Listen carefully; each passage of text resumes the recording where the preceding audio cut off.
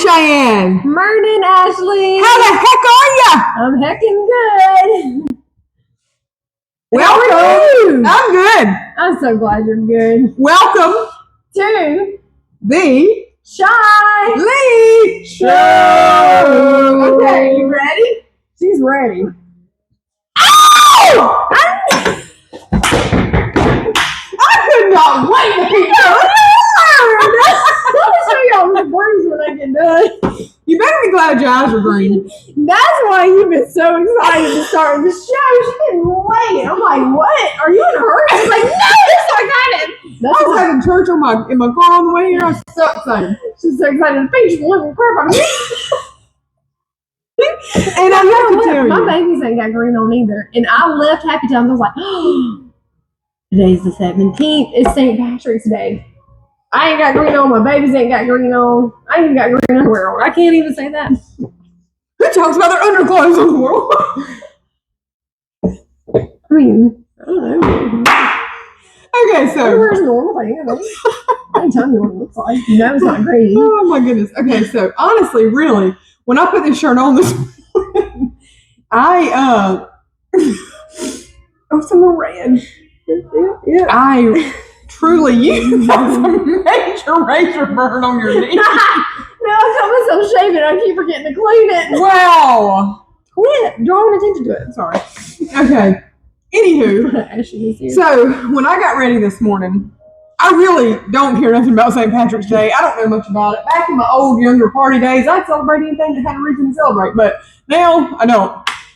So I was actually walking out of the house this morning.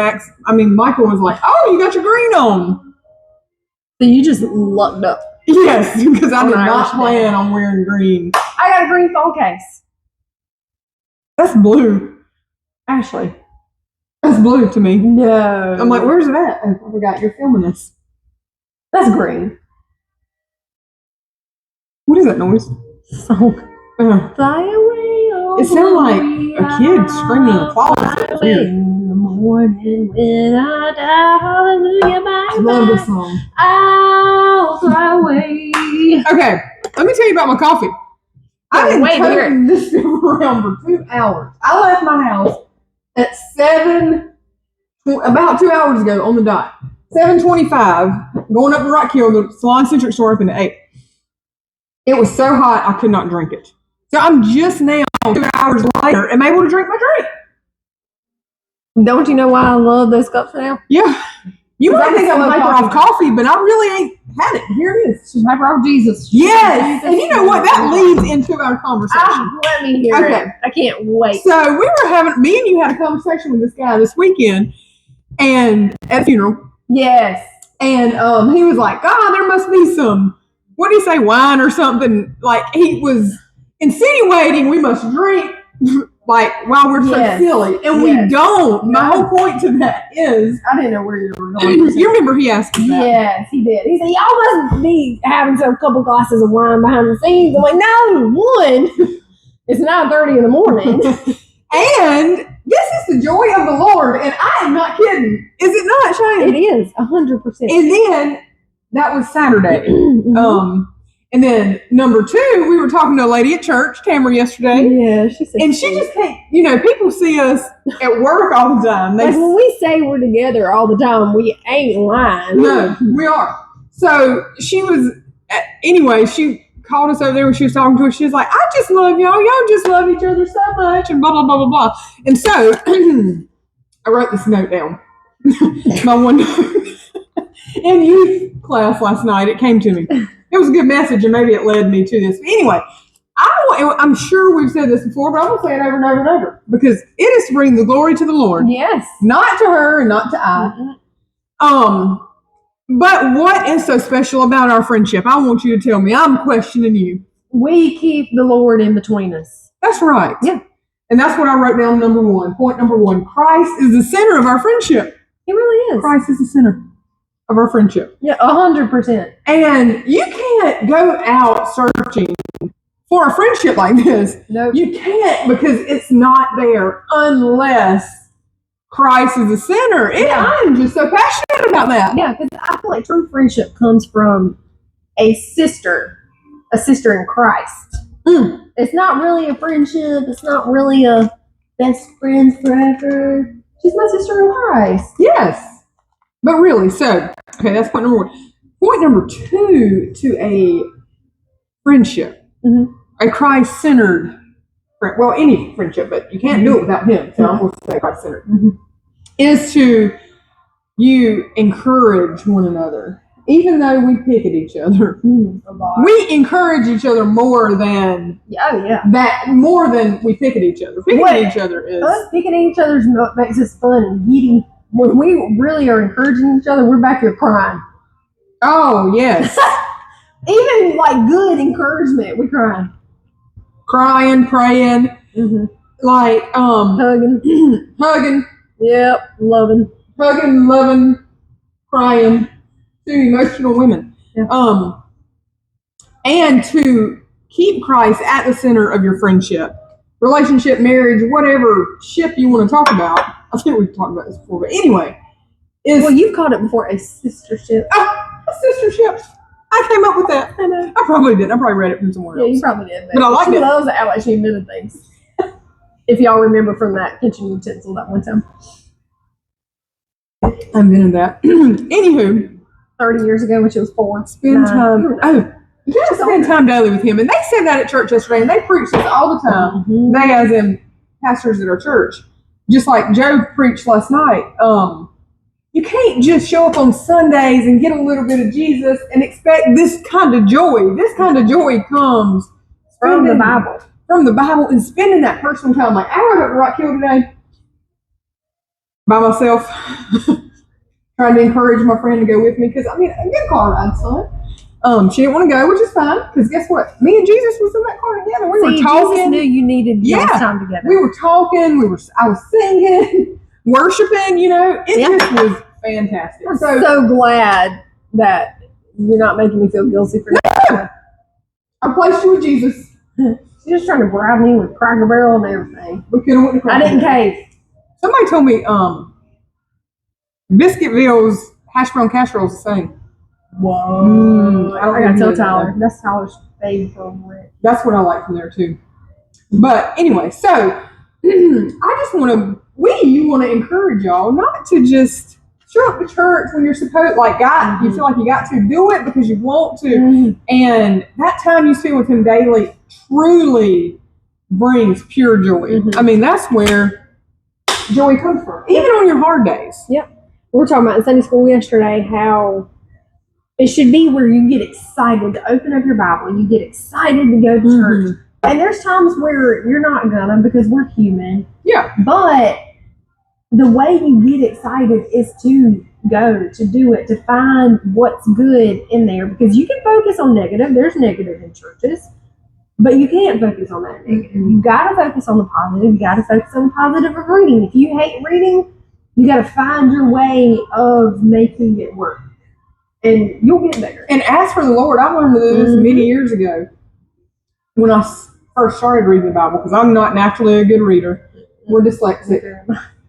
So reading's hard for us. Comprehension's hard for us. So anyway, when I first started reading, I just would, and still do, pray that the Lord just help me focus and really put these words I'm reading on my heart. And he'll erase all distractions. Yes. And help me to focus. Help me to remember what I'm reading. Ask for, I probably ask 100 million questions before I get started. No, you don't make my part feel weird. No. You had it. This is where it wants to be. It feels normal here. What's it look like? Good. Anyway, let me see. This is actually the youth questions last night. Let me see if I want to question you on anything. This ain't nervous. This ain't like, no. This just gives us topics to talk about, okay?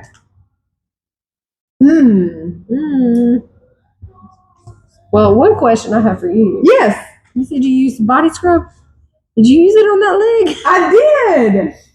I'm peeling because of our trip. I mean, I am a little bit, but I ain't body scrubbed it up yet. But I body scrubbed it, but that's what it did. It feels good. It feels better than it looks. Yeah. I'm gonna body scrub again. Here, I go picking on her. I can be so mean sometimes. I'm sorry. I thought that said Ozempic because I've been seeing that everywhere on my phone. It says Olympic. Okay. Hold on. Talk about something. I'm reading. I was trying to talk about your ashy legs. Thank you. Okay. What can you do this week to pursue Jesus and grow in Him? You know, a lot of times, of course, staying in the Word every day, praying, spending time with Him, but helping others. Try to give a joyful light to others, I think, can help you. You're doing it in, Serving the eyes others. of God. Yes. I think that is one thing that can Serving help. others, that's a better way. Like mental health. We all can be whatever, hormonally, emotionally roller coasters. Yeah. But we all have our struggles. Yeah. And when we're feeling down about ourselves or about circumstances we're in, to me, the best medication for that is to serve others. Yes. When you serve others, it warms your heart. Oh my goodness. And it puts you in a better mood because you realize it heals your heart, yes. You realize that what you're going through, you're reminded that there is always worse. And you're never going to go through what you can't handle, although you think you are at some times. But it's a good reminder to serve others. It helps put joy in your heart and joy in theirs. Let me hear it. Okay. So, speaking of serving, we are called to serve because Jesus came to serve, not to be served. Mm-hmm. Our human flesh sometimes wants to be served. And I'm going to dip into marriage right here. So, a lot of times, in the valley of marriage, I can only speak for my own circumstances at times. I would get so upset with Michael because I'm like, he don't do this and he don't do that and he don't. Very easy to do. I mean, he does a lot of good things. Don't get me wrong, but the devil was making me focus on these little things he didn't do, not on the big picture of what he did do. So the Lord stops me in my tracks when I get to going down that mental road, and He's like, I did not put you here to be served. I put you here to serve your husband, to serve the people in the salon, to serve the community. It is not about me. It is not what I want Michael to do for me. It is what I can do for Michael. And I'm going to tell you one thing. You cannot be out of the Word and do that fully. No. The only way you can serve others, and I can serve him, my husband, is staying in the Word. Because the flesh listens to the world and is self-care, self-blah, self-this, self-that. No. It shouldn't be self-nothing. It should be others before ourselves. And it took me a long time to realize that and to practice that. But I feel like I've been doing a little bit better about it. And that's just the growth in my growth and walk with Christ. It slowly comes. I go through the same thing. But I've been reading a Bible study of this woman, Christy McClellan. I love her.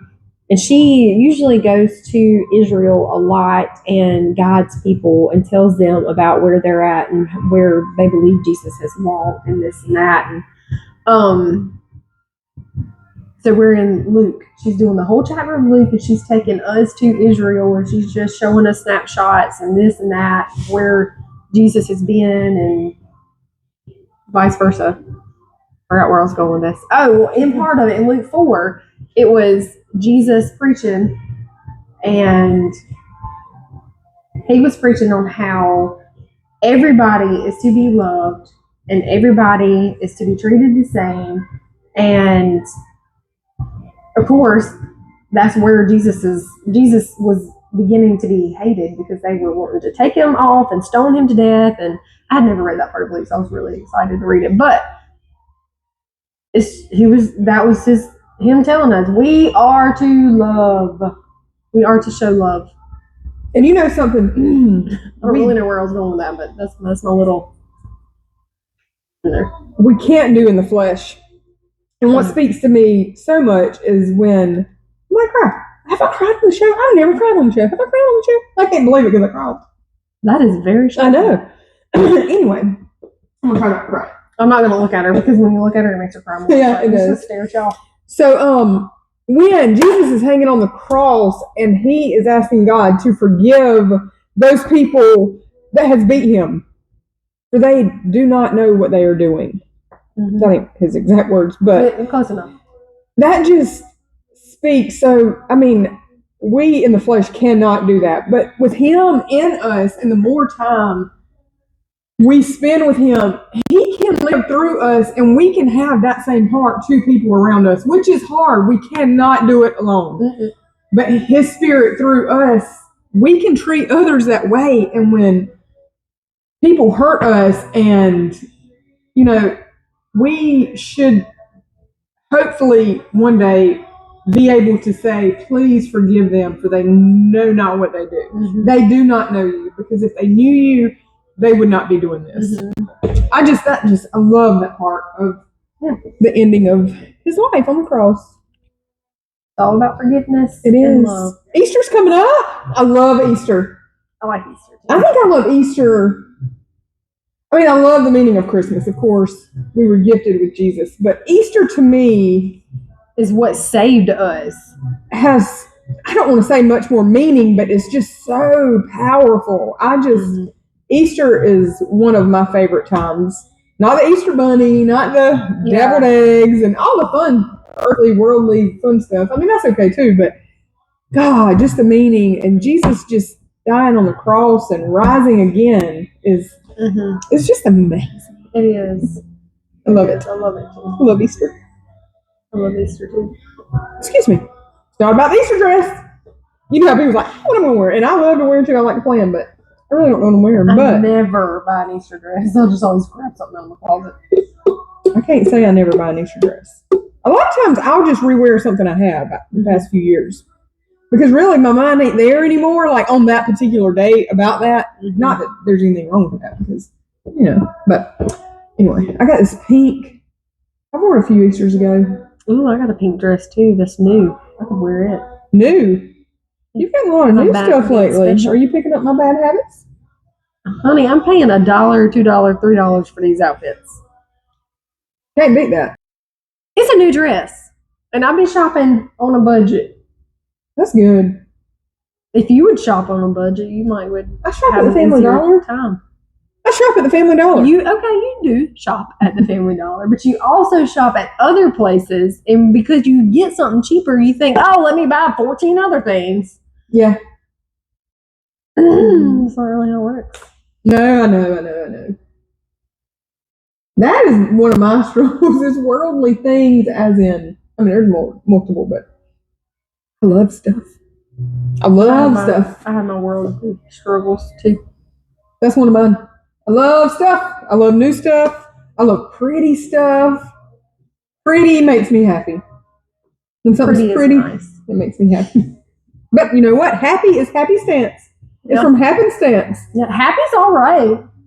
Happy is not joy. Is the bomb. Yes. They asked one of these questions last night. Let me see if I can remember.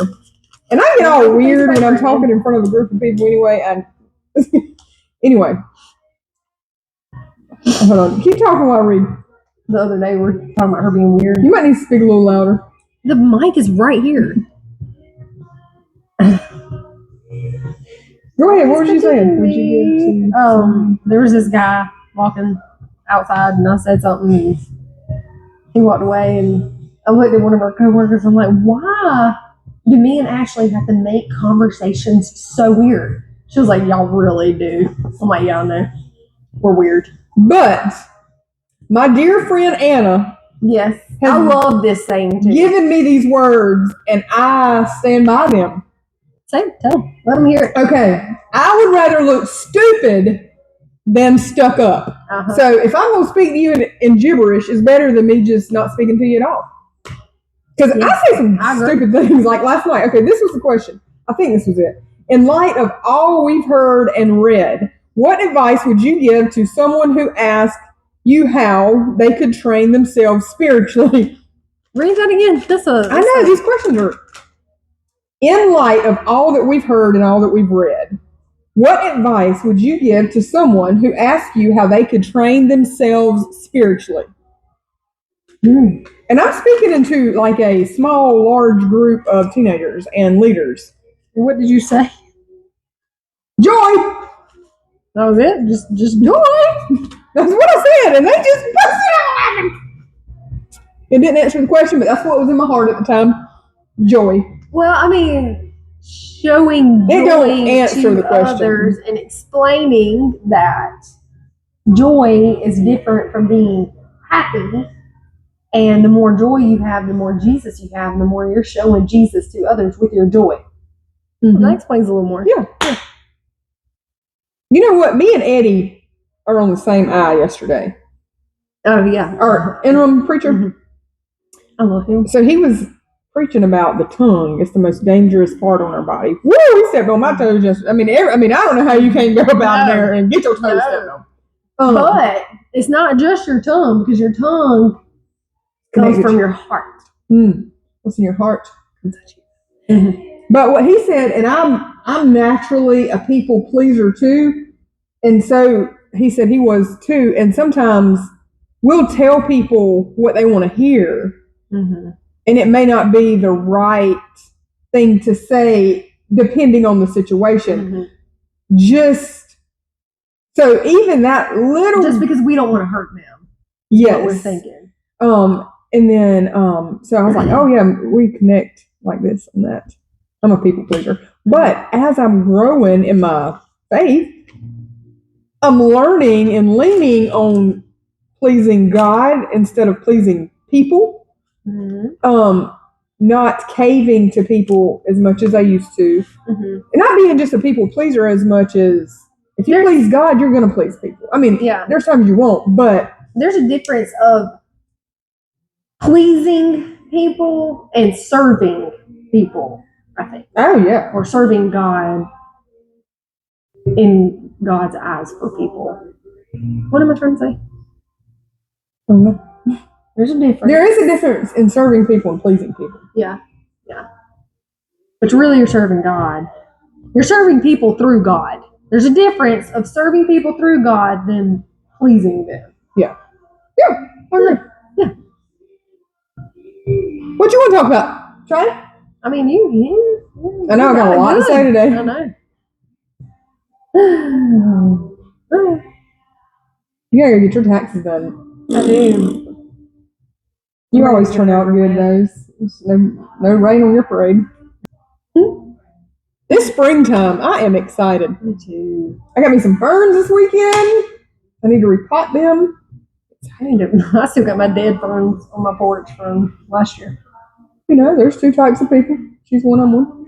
There was this one video I saw of a type B mama, and it was her digging in the car looking for a child's shoe, and there's 10 other shoes that don't match the same shoe, and then there's stuff falling out of the car when she's trying to shut the door, and she's late, and she's got all these kids and stuff everywhere, and she shows up to her friend, and she's got all this McDonald's food for her kids, and her friend's got this cute little tray of organic berries and this and that. And I'm like, that's me.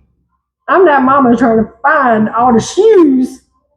And my baby throws them all in the middle of this car, and that little tunnel is the hardest thing to get to. It's just funny. I never did that.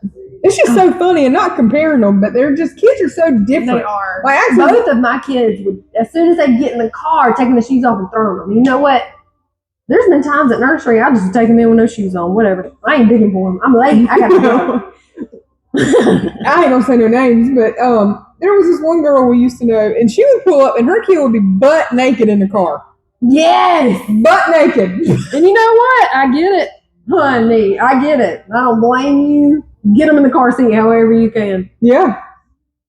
Funny. Austin, she hates the car seat, so I'm pushing her down with my elbow, trying to get a strap here and a strap here, and click it, and then get this one down here, and click these two. And then I pull that string up, and then she is just every morning, 80% of the time. But I've learned, so it's getting better. I've learned that if I give her some food while she's getting in that car seat, she's distracted. That is a food baby. I thought my first one was a food baby. Because she was. I mean, she would eat whatever, but not like Austin. The only way she's happy is she got food in her sight. Yeah. I love that. I'm glad she eats. You know, I was thinking about you and your future kids. Because you want more. I'd love more, but I really just don't think it's going to happen. Or I really feel like once these two were to start school, and then maybe start your second cycle, like I think you would be able to enjoy each stage better. You know, not better, but you really could enjoy Feather Ray and Austin at their ages. And once they get in school, and then you'll be able to go to their sports and still have little toddlers. You won't be at 4 ball fields or wherever you're at one time. I don't know. I just think I like the idea of. I said for a few years, I'm gonna be the mama. When my kids are 10 to 15 years old, I'm gonna want to start over and have more kids. And that's fine, you know. I can see it now. Somebody here. Who knows? Oh, I think it was that truck. Okay. What is that? Scorpion? Mm-hmm. Anyway. Yeah. So I would love for your boys to come in like 5 years. Twins then, that'd be cool. Yeah. I would love. You're gonna have to get a van.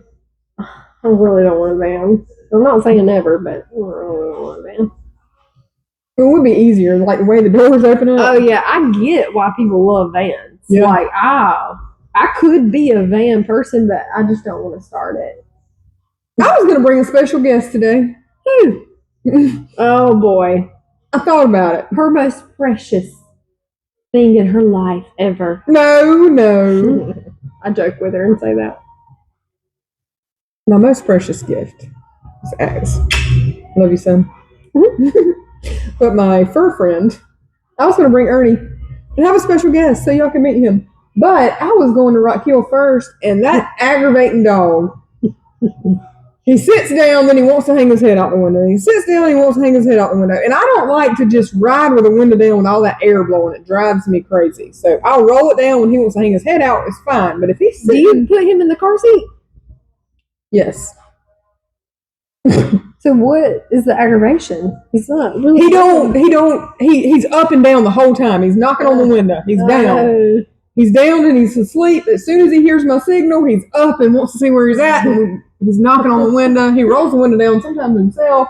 So if I didn't have to go to Rock Hill, I was going to bring a guest. But maybe one day. When you bring your guests, I'll have to bring salsa. Yeah. They can play. Loud. I don't know if that's a good idea. Well, one time, this child right here showed up to clean up the salon, okay? She had her 2 kids, and then here comes that dog. I'm like, what? This is a puppy? It ain't just a dog, it's a puppy. An Aussie Doodle. She don't like to call it an Aussie Doodle. Which I might be, it sheds a lot. I don't know if it's an Aussie Doodle either. I mean... She takes more from the Australian Shepherd side. And you know, they say the curlier they are, the less they shed. Her hair's curly. Ashley begs to differ, but her hair's curly. It looks like a wired-haired pointer. You have not seen her. I haven't. Recently. I have she looks just like Ernie. Her hair. Does she? Yeah. Her hair's curly. She told me that one time, and this is what was curly. Her ears. Say this was her ear. This is her ear. This is what was curly on her ear. This little bit of hair was so curly. That was real curly too. But that's curly. You know, she's lost that now. A millimeter of curl. But her hair looks like Ernie's. She's thickened. Her hair's Her thickened hair up. cut don't look like Ernie's because she don't get professional because she gets cut by me and it's not that great. Is her hair filled in? Like I remember wire hair. There's no wire at all. Oh, Yeah, that was her puppy hair. Okay. She has no more wiry hair. I like the wiry It's hair. just curls. It's funny. It's pretty. She looks like a doodle dog now. Oh! That's the first time I ever heard her say doodle She dog. looks like one. So is y'all racing about to start? Ours is. I'm so excited. We're going to the track Saturday. First time since Thanksgiving. Nope. Tyler is not in it. What? This year. We ended up with the points thing last year, and that wore him out. It wore him out. It wore me out. It wore our family out. It wore our marriage out. Woo! It was a lot. And not like our marriage was about to end, I know. but it was just a lot. No, yeah.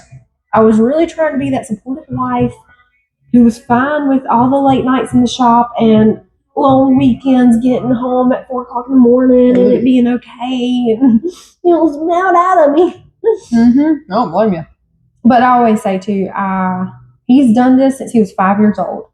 I knew what I was getting myself into when I married him. So I feel like I can only complain so much. It's not fair to him. You're right. Because, I signed up for it. Yep.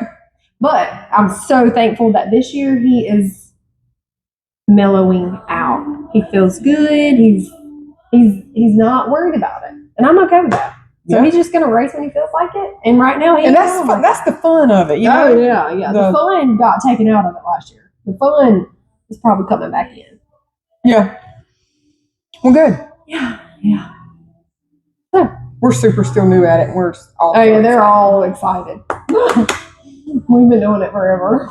Yeah. Not me. I've only been in it for 13 years. Him and his mom and dad have been in it forever. Yeah. I think they're burned out on it too. His parents are. Yeah, I was talking to Todd. He said he's just ready to sell it all and move to drag racing. I said, I hear you, Todd. Drag racing. I hear you, Todd. He ain't never going to be away from racing. Come on. Come on.